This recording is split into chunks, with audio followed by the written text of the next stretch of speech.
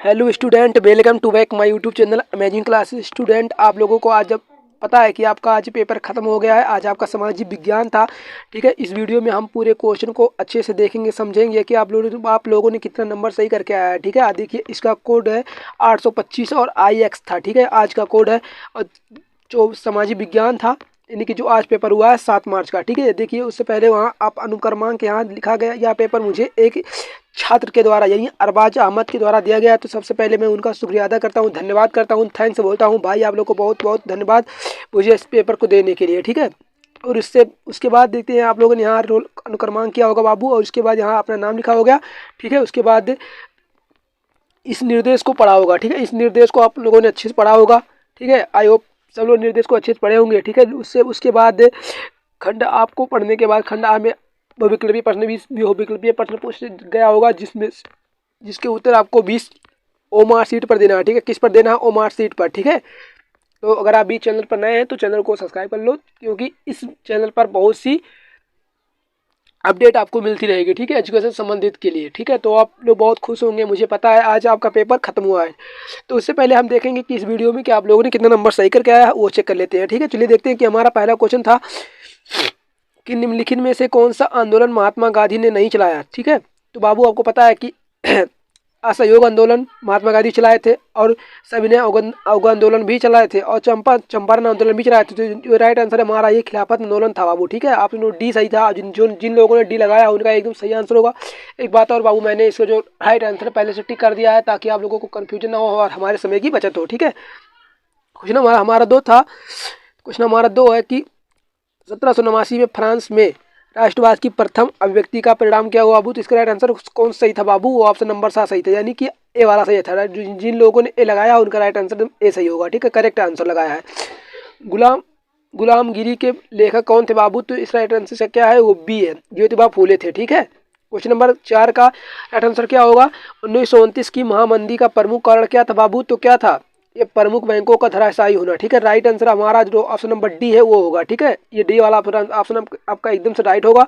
Question number 5 होगा आपके सामने कि 1944 में अंतर्राष्ट्रीय मुद्रा कोष IMF की स्थापना कहाँ की गई थी बाबू? तो आपको पता है। ठीक है, इसका जो राइट आंसर है, यानी जो सही आंसर है बाबू, वो क्या है? ऑप्शन नंबर बी वाला होगा। ठीक है, बी वाला इसका सही आंसर होगा, ये वाला। ठीक है, क्वेश्चन नंबर 6 का श्रीलंका में निम्नलिखित में से कौन सा समूह अल्पसंख्यक है? तो अगर बहुसंख्यक पूछता बाबू तो आपका राइट आंसर सी होता है, लेकिन यहाँ देखिए घुमाकर पूछा गया था कि अल्पसंख्यक कौन सा, तो वहाँ मुस्लिम है। ठीक है, ध्यान रखने का, डी वाला ऑप्शन आपका सही एकदम सही होगा।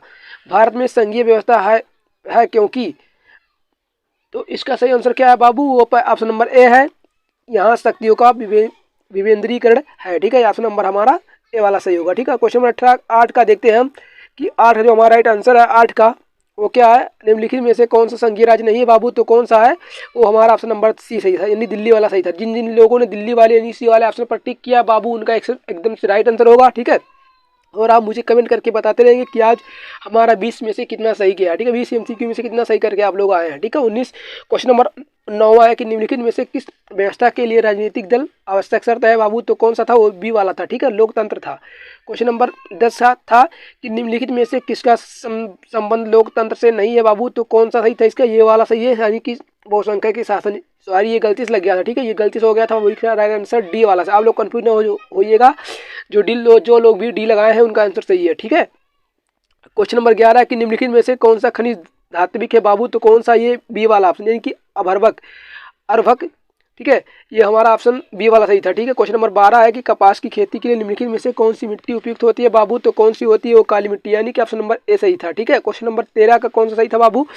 निम्नलिखित में से कौन से, ठीक है, उद्योग में कच्चे माल के रूप में बॉक्साइट का प्रयोग किया था बाबू? तो कौन सा होता है? वो बी, ऑप्शन नंबर हमारा बी सही होगा इसका बाबू, यानी एल्युमिनियम। ठीक है, ये वाला सही है। क्वेश्चन नंबर 14 का है कि निम्नलिखित में से किसको सेवा क्षेत्र भी कहते हैं बाबू? तो किसको कहते हैं? तृतीय क्षेत्र को। ठीक है, तृतीय क्षेत्र को सेवा क्षेत्र भी कहते हैं। ये गलती से लगा था, इस पर ध्यान मत दीजिएगा। ठीक, जिन लोगों ने इस पर टिक किया बाबू सी वाले ऑप्शन पर, वो सही है। ठीक है, 15 क्वेश्चन है कि सार्वजनिक क्षेत्र के तथा निजी क्षेत्र में विभाजन का आधार कौन सा है बाबू? तो आर्थिक गतिविधियों की प्रकृति। ठीक है, ऑप्शन नंबर हमारा बी सही था। ठीक है, ये बात ध्यान रखना है। ठीक है, क्वेश्चन नंबर 16 है कि एजेंडा 21 का संबंध किससे है बाबू? तो किससे है? सतत पोषीय संधारणीय विकास से, यानी डी वाला ऑप्शन सही था। जिन लोगों ने डी पर लगाया है वो एकदम सही है, ठीक है, एकदम सही है बाबू। क्वेश्चन नंबर 17 की उपभोक्ता सुरक्षा अधिनियम कब बना था बाबू? तो कब बना था वो बना था 1986 में, ठीक है, 1986 में हमारा राइट आंसर होगा।